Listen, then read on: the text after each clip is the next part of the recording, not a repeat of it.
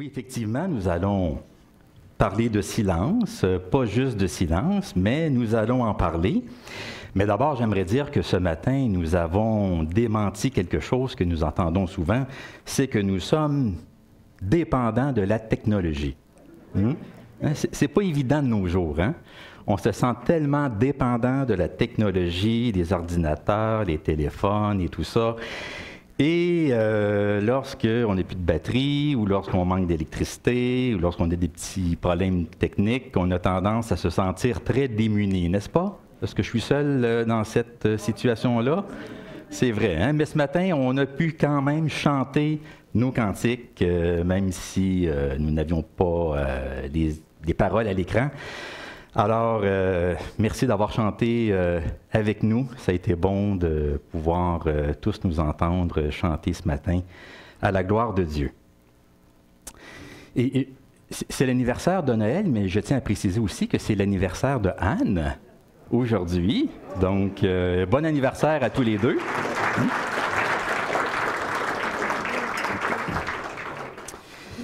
Mais si nous sommes ici aujourd'hui, ce matin, c'est parce que nous voulons commémorer une naissance qui est celle de Jésus-Christ, qui est la lumière du monde, l'astre d'en haut et le soleil levant, qui nous visite, qui nous apporte sa lumière et qui conduit nos pas dans le chemin de la paix. C'est ce que nous allons voir ce matin. Est-ce que vous aimez le silence? Parfois oui, ou oui, on aime ça, mais peut-être pas trop non plus, ou pas trop longtemps. Moi, je dois vous dire que j'aime beaucoup le silence. J'aime ça quand tout est calme autour de moi, quand il n'y a aucun bruit, aucun son. J'aime me réveiller dans le silence le matin. Vous savez, quand tout est calme, quand tout est tranquille. Je sais que c'est pas tout le monde qui est comme ça. Il y a des gens qui aiment se lever, qui mettent de la musique, qui ouvrent la radio, qui écoutent les nouvelles, qui font de l'exercice. On est tous différents.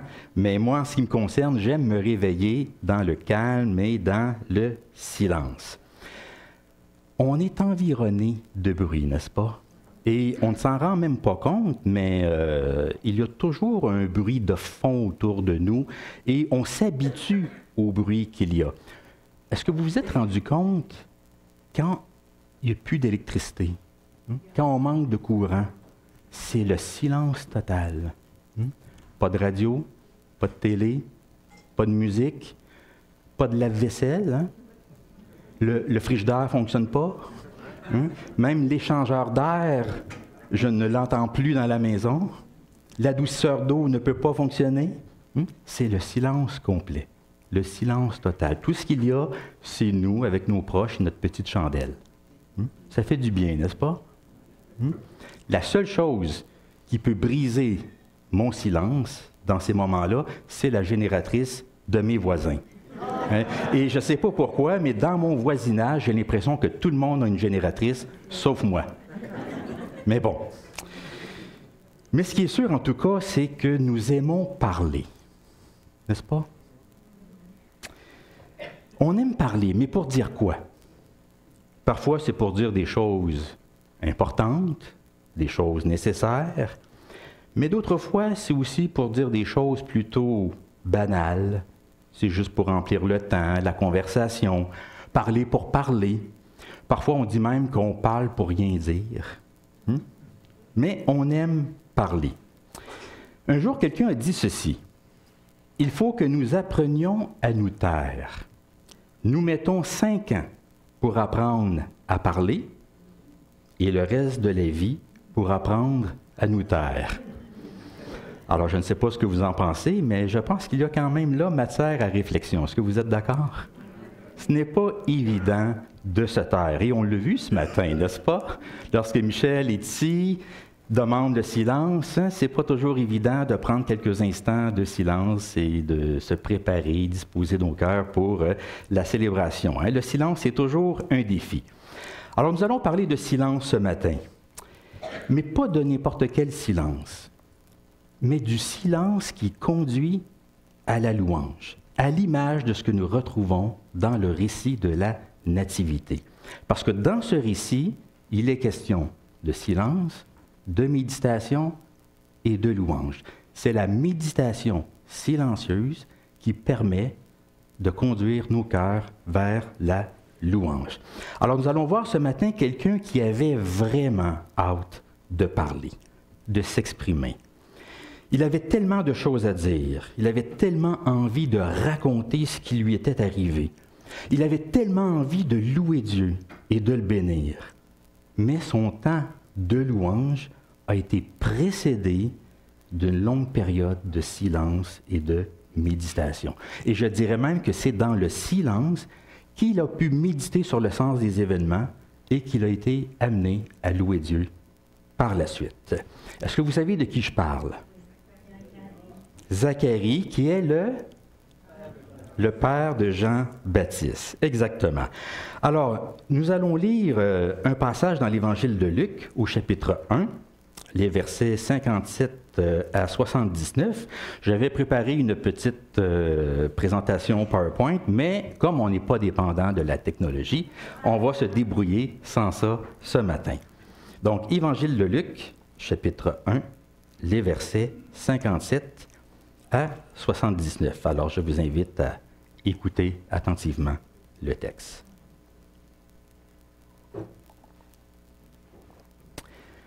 Alors, le temps où Élisabeth devait accoucher arriva, et elle enfanta un fils, qui est Jean-Baptiste. Ses voisins et ses parents apprirent que le Seigneur avait fait éclater envers elle sa miséricorde. Ils se réjouirent avec elle. Le 8e jour, ils vinrent pour circoncire l'enfant, et ils l'appelaient Zacharie, du nom de son père. Mais sa mère prit la parole et dit non, il sera appelé Jean. Ils lui dirent, il n'y a personne dans ta parenté qui soit appelé de ce nom. Ils firent des signes à son père, Zacharie, pour savoir comment il voulait qu'on l'appelle. Zacharie demanda des tablettes et il écrivit « Jean est son nom ». Et tous furent dans l'étonnement. Au même instant, sa bouche s'ouvrit, sa langue se délia et il parlait bénissant Dieu. La crainte s'empara de tous les habitants d'alentour, et dans toutes les montagnes de la Judée, on s'entretenait de toutes ces choses. Tous ceux qui les apprirent les gardèrent dans leur cœur en disant « Que sera donc cet enfant ?» Et la main du Seigneur était avec lui. Zacharie, son père, fut rempli du Saint-Esprit, et il prophétisa en ces mots. « Béni soit le Seigneur, le Dieu d'Israël, de ce qu'il a visité et racheté son peuple. Il nous a suscité un puissant sauveur dans la maison de David, son serviteur, comme il l'avait annoncé par la bouche de ses saints prophètes des temps anciens. Un sauveur qui nous délivre de nos ennemis et de la main de tous ceux qui nous haïssent. C'est ainsi qu'il manifeste sa miséricorde envers nos pères et se souvient de sa sainte alliance, selon le serment par lequel il avait juré à Abraham, notre père, de nous permettre, après que nous serions délivrés de la main de nos ennemis, de le servir sans crainte, en marchant devant lui dans la sainteté et dans la justice tous les jours de notre vie.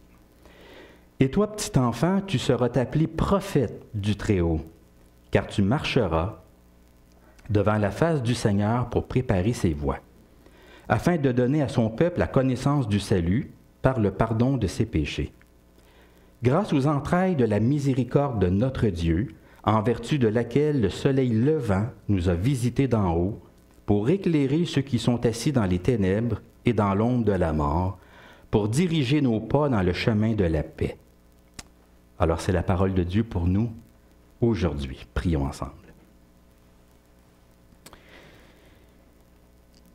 Seigneur notre Dieu, notre Père, ce matin, en ce temps de Noël, nous commémorons la naissance de ton Fils Jésus parmi nous. Nous célébrons sa venue dans le monde. Alors nous te remercions d'être venu en Jésus-Christ. Et merci pour ta présence, d'être ici avec nous aujourd'hui par ton Esprit.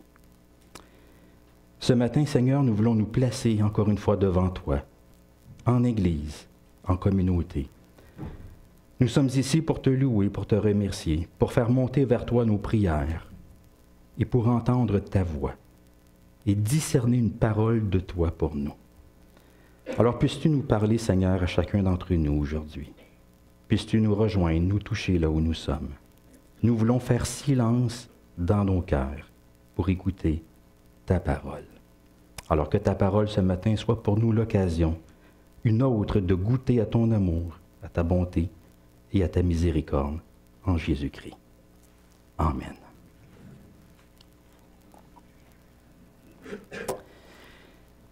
Alors ce texte que nous venons de lire il y a quelques instants, on l'appelle le Cantique de Zacharie. Dans le récit de la Nativité, on retrouve plusieurs cantiques, plusieurs chants entonnés en l'honneur de Dieu pour bénir Dieu.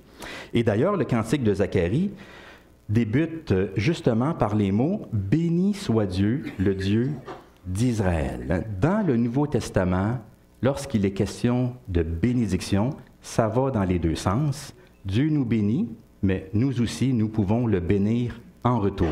Et le mot « bénir » veut dire simplement dire du bien. La bénédiction, c'est une parole de bien sur quelqu'un. Alors Dieu nous bénit, il nous fait du bien, il prononce une parole de bien sur nous, et nous, en retour, nous pouvons aussi dire du bien de Dieu, nous pouvons le bénir. Comment est-ce qu'on appelle le Cantique de Zacharie dans la tradition chrétienne? Est-ce que quelqu'un en a une idée?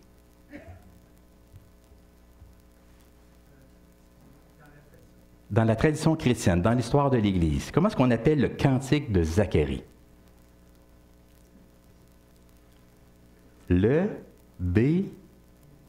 Bénédictus, exactement, le Bénédictus. Et comment est-ce qu'on appelle le Cantique de Marie? Parce que juste avant Zacharie, c'est Marie qui chante un cantique. Comment est-ce qu'on appelle son cantique? Le Magnificat. C'était plus facile, celle-là. Et en fait, c'est tout simplement parce que le mot Magnificat et Benedictus, c'est du latin. Ce sont les premiers versets, les premiers mots dans la version latine de la Bible. Donc, le Cantique de Marie, on l'appelle le Magnificat. Et le Cantique de Zacharie, le Benedictus. Alors, c'est l'heure du Benedictus aujourd'hui, ce matin. Zacharie bénit Dieu. Il rend grâce. Il fait monter sa louange vers Dieu. Pourquoi? Qu'est-ce qui l'amène tant à louer Dieu de la sorte? Il y a deux raisons à cela. La première, bien, on l'a lu, c'est pour célébrer la naissance de son fils, Jean, qui va devenir Jean-Baptiste. C'est un événement heureux. La parenté est conviée, les gens se réjouissent. On dit que le Seigneur a fait éclater sa miséricorde à l'égard d'Élisabeth. Donc, c'est un temps heureux. On célèbre la naissance de Jean-Baptiste. Alors, c'est vraiment une très, très grande joie pour Zacharie. Et on peut le comprendre. Vous savez, lorsque ça fait longtemps, quand ça fait des années qu'on veut avoir un enfant et que finalement ça arrive, c'est vraiment un événement heureux. Plusieurs d'entre vous, vous connaissez notre histoire. Annie et moi, nous avons voulu avoir des enfants. Ça a pris des années. Finalement, Emma est arrivée dans notre vie après 15 ans de mariage. Alors, je peux vous dire que Zacharie, je le comprends. C'est un événement heureux. Mais il y a plus que cela.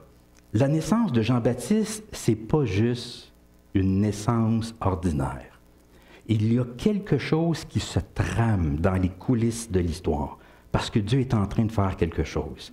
Alors Zacharie, il bénit Dieu parce que Dieu est en train, à travers tous ces événements-là qui sont en train de se produire, il est en train de visiter et de racheter son peuple. Dieu est en train d'intervenir dans le temps et dans l'histoire d'une façon toute particulière. Alors Zacharie, dans son cantique, il prononce des paroles pleines d'espérance. Il annonce l'arrivée, la venue de l'astre d'en haut, du soleil levant, de celui qui vient pour nous éclairer, pour guider l'humanité hors des ténèbres et pour l'amener vers la lumière de la vie, pour les conduire sur le chemin de la paix. Et c'est Jean-Baptiste qui va en être le précurseur. Mais avant d'en dire plus là-dessus, rebobinons la cassette un petit peu. J'aimerais revenir en arrière et vous dire quelques mots sur le silence de Zacharie.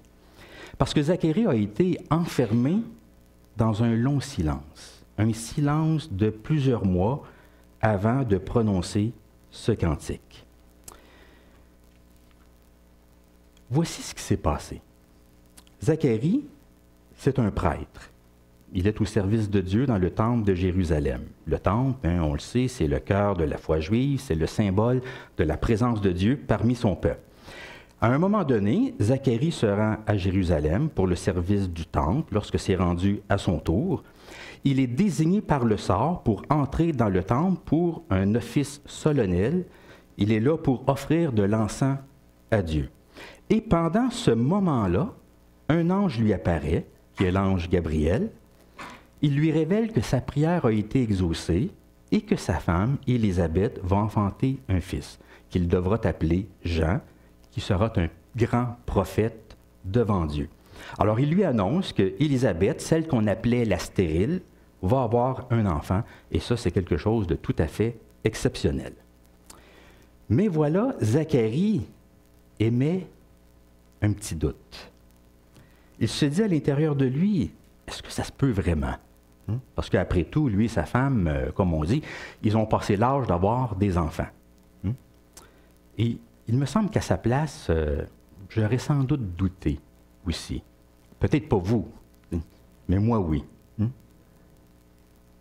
Il a douté de la parole de l'ange. Il a eu ce qu'on pourrait appeler un déficit de confiance à l'égard de Dieu.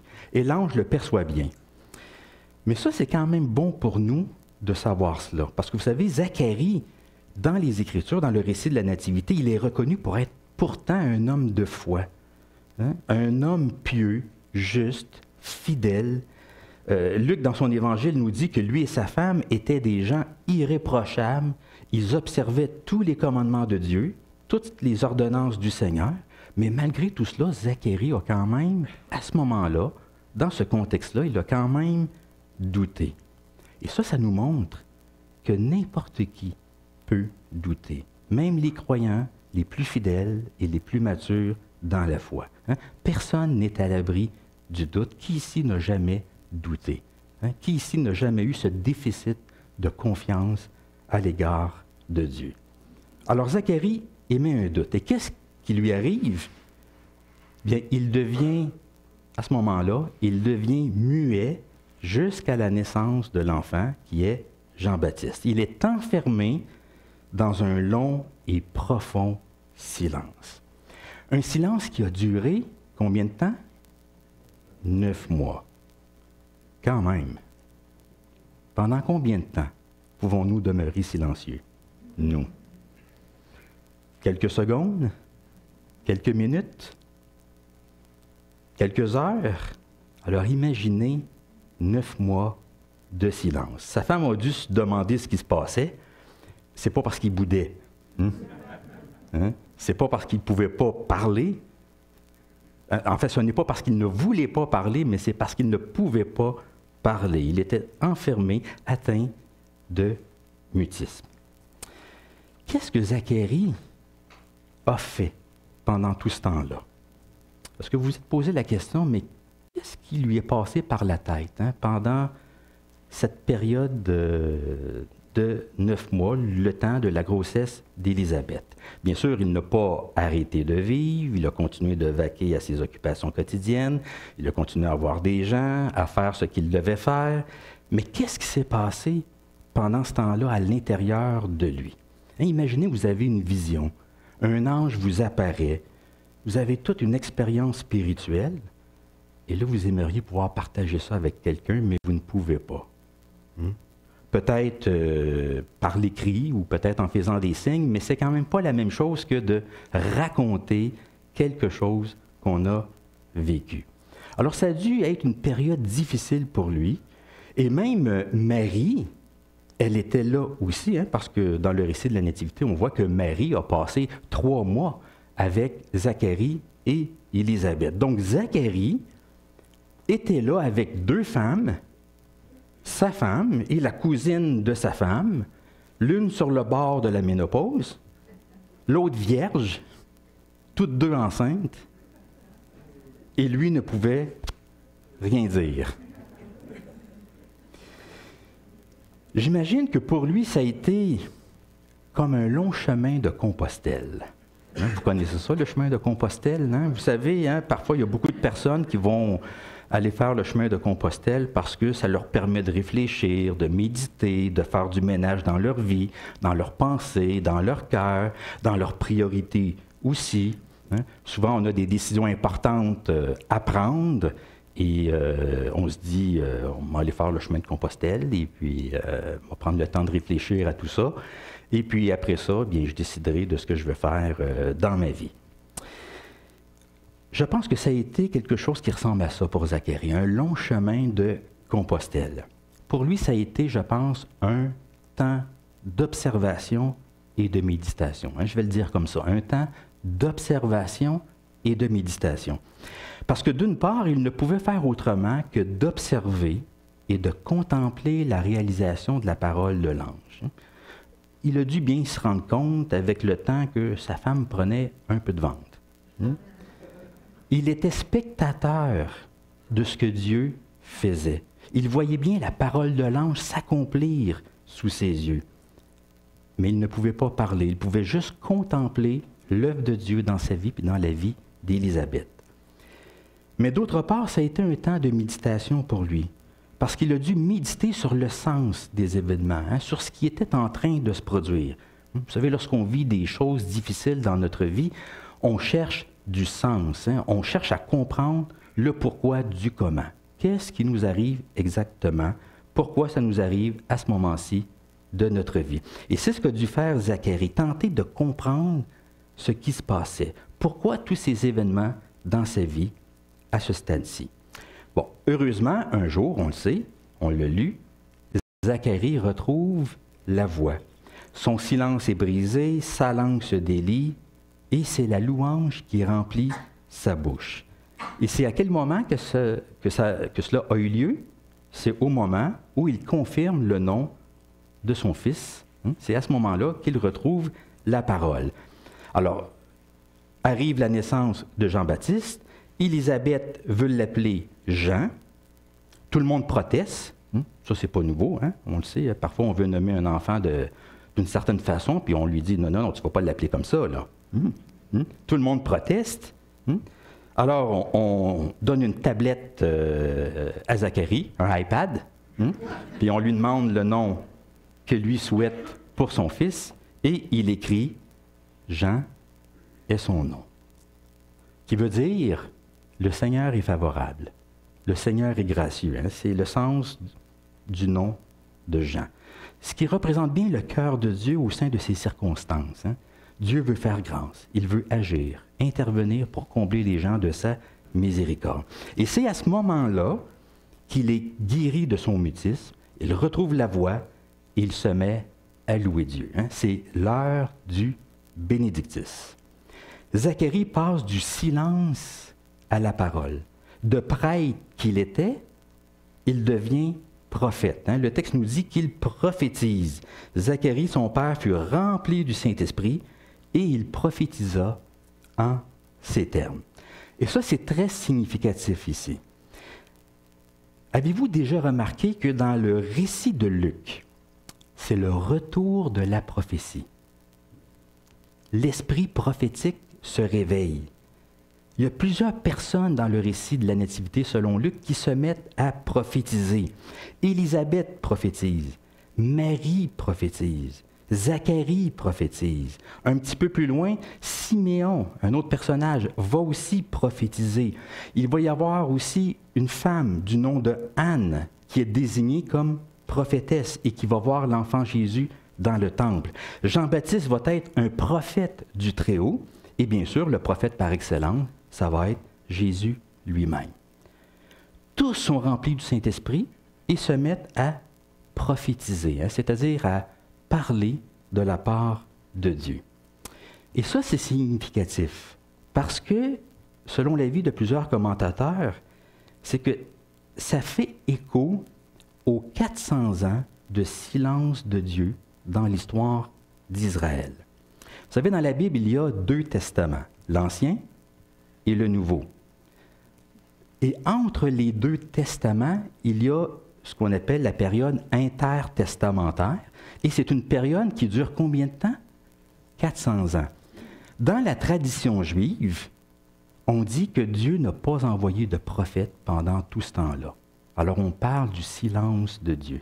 Le dernier prophète, le dernier livre de l'Ancien Testament, c'est le prophète Malachie, et c'est lui qui aurait clôturé le temps de la prophétie. Alors c'est sûr que nous, lorsqu'on lit le prophète Malachie, le prochain livre qui suit, c'est Matthieu.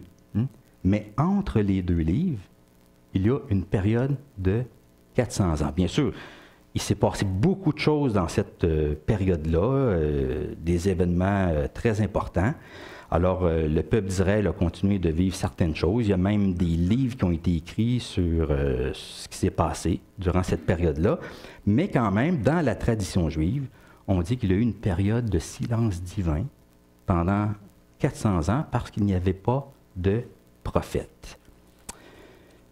Mais voilà que maintenant, Luc nous dit que les choses commencent à changer. C'est le retour des prophètes.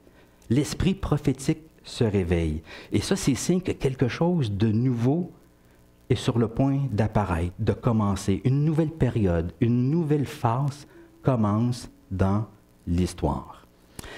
Alors, Zacharie se met à prophétiser. Et son cantique, il est vraiment de toute beauté. On y retrouve essentiellement deux parties. Dans la première partie, Zacharie décrit ce que Dieu fait ou ce que Dieu va faire. Il décrit la façon dont il comprend, interprète les événements. Il annonce des temps nouveaux. Une nouveauté pointe à l'horizon. Pour lui, c'est le signe que Dieu visite son peuple. Dieu rachète son peuple.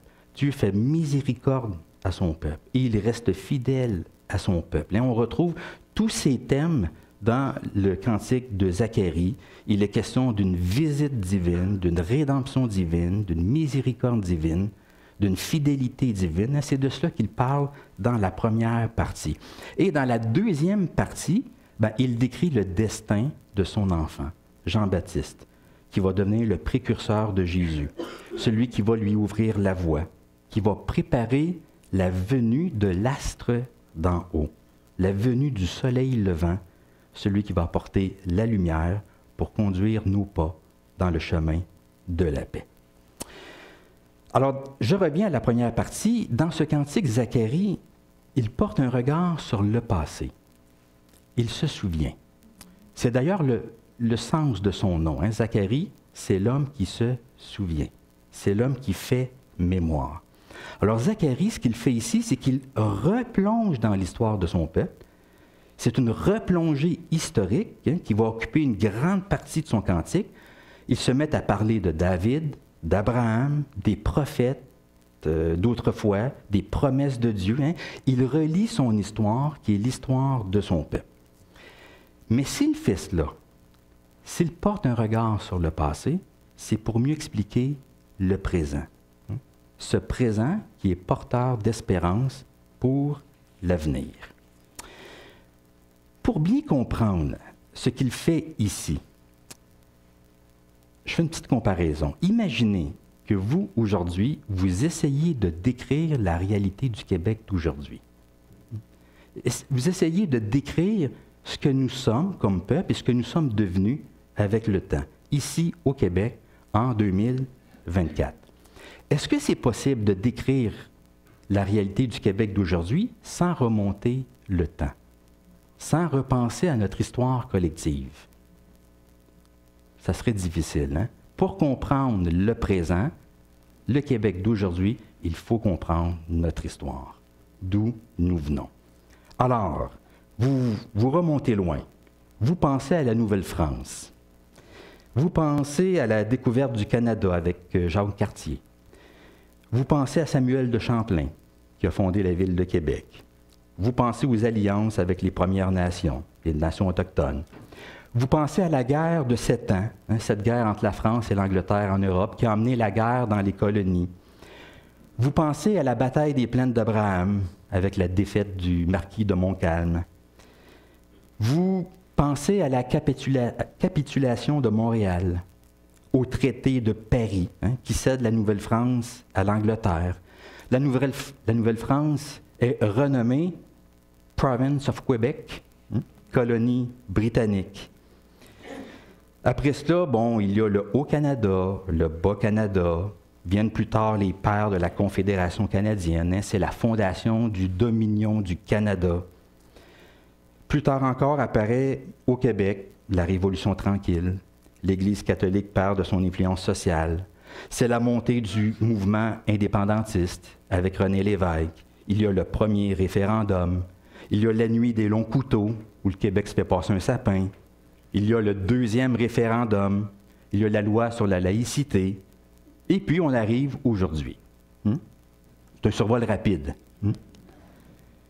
C'est juste pour vous montrer que pour comprendre le Québec d'aujourd'hui, mais il faut comprendre tout cela. Il faut comprendre notre histoire. Alors, je ne sais pas s'il y a des jeunes ici, là, mais c'est important des cours d'histoire. Il faut que vous puissiez leur dire. C'est important d'écouter dans ces cours d'histoire. Il n'y a pas juste le français, les mathématiques c'est très important, mais l'histoire, elle l'est aussi. Alors, c'est un peu ce que Zacharie fait dans son cantique ici. Dans son esprit, là, il revisite l'histoire de son peuple. Il retourne dans le passé, mais c'est pour éclairer et décrypter le présent, pour le comprendre, pour lui donner du sens. C'est pourquoi il pense aux promesses de Dieu, à sa miséricorde, à sa fidélité à son alliance, à ses interventions passées. Il parle de David, d'Abraham. Bien sûr, à travers tout cela, il est guidé par l'Esprit Saint, il est rempli du Saint-Esprit, mais en même temps, Zacharie s'appuie sur sa connaissance des Écritures, parce que c'est un prêtre, donc il connaît très bien les Écritures. Il s'appuie sur sa connaissance des prophéties passées, sur les promesses de Dieu et sur l'histoire de son peuple. L'Esprit Saint ne court-circuite pas l'esprit humain de Zacharie. Il guide ses pensées, bien sûr, mais Zacharie puise quand même dans les connaissances qu'il a des Écritures et de l'histoire de son peuple. Donc, lorsqu'il parle ici, il dévoile le sens de l'histoire, le sens des événements. Pour certaines personnes, tout ce qui se passe ici, là, c'est une naissance, qui est la naissance de Jean-Baptiste, et ce qui est déjà un bel événement. C'est un événement heureux. Mais Zacharie prend conscience que ce n'est pas juste une simple naissance. Il y a quelque chose de particulier qui est en train de se produire dans le temps, dans l'histoire, à cette étape-ci. Il n'a qu'un petit bébé entre les mains, Jean-Baptiste, et Jésus n'est pas encore né, mais n'empêche, il voit ce qui arrive, il voit ce qui s'en vient. Il y a une nouveauté qui pointe à l'horizon. Et la manière dont Zacharie interprète le présent, bien, nous le voyons dans la première ligne de son cantique.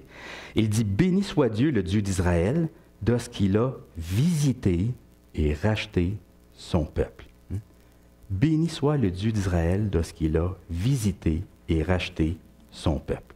Il s'exprime ici au passé, mais c'est pour décrire le présent et même l'avenir. C'est un procédé prophétique, parler au passé pour annoncer le présent et l'avenir. Et Marie va faire la même chose dans son cantique. Elle va décrire au passé des événements qui sont encore futurs. Alors, il y a deux mots-clés ici qui sont « visiter » et « racheter ». Dieu a déjà visité son peuple dans l'histoire, dans le passé. Il est intervenu à maintes reprises, mais voilà une autre visite se prépare. Une visite bienveillante, une visite porteuse de salut, de rédemption, de libération, de lumière et de paix. Il y aura, autrement dit, une autre merveilleuse manifestation de la miséricorde de Dieu. Et ce sera l'avènement du soleil levant, celui qui vient pour éclairer l'humanité et la conduire vers la paix. Et bien sûr, c'est une référence à Jésus-Christ, parce que c'est lui la lumière du monde, c'est lui qui est l'astre d'en haut, le soleil levant. Le Seigneur va visiter son peuple par l'événement de cet astre d'en haut. Et c'est Jean-Baptiste qui va en être le précurseur. Alors, c'est vraiment un très, très beau cantique que nous avons ici de la part de Zacharie, un cantique qui dévoile le sens de l'histoire et le sens des événements. Il porte un regard sur le passé, mais c'est pour mieux comprendre le présent et l'avenir. Pour nous aujourd'hui, ce matin, bien, je pense que on peut faire comme Zacharie. Nous pouvons nous souvenir. C'est un cantique, je dirais, qui nous invite à faire mémoire d'une visite de Dieu parmi les hommes.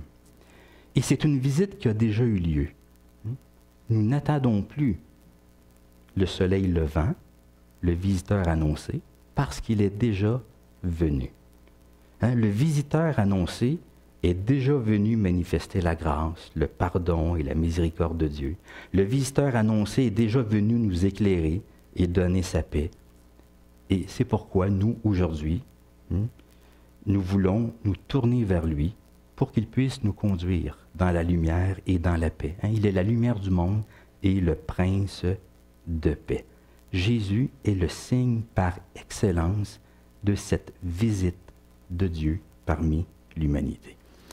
Alors, le message de Noël, selon Zacharie, je pense que c'est cela. Dieu visite, Dieu rachète, Dieu se souvient, Dieu fait miséricorde, Dieu pardonne, Dieu éclaire, Dieu donne sa paix. Et ça, c'est la raison de sa réjouissance. Est-ce que c'est la nôtre aussi? Oui, je pense que c'est la nôtre. Alors, ma prière pour vous en ce temps de Noël cette année, c'est que Noël soit justement un temps de silence, de méditation et de louange. Un temps de méditation silencieuse pour conduire nos cœurs vers la louange. Et ma prière aussi, c'est que Dieu puisse vous visiter.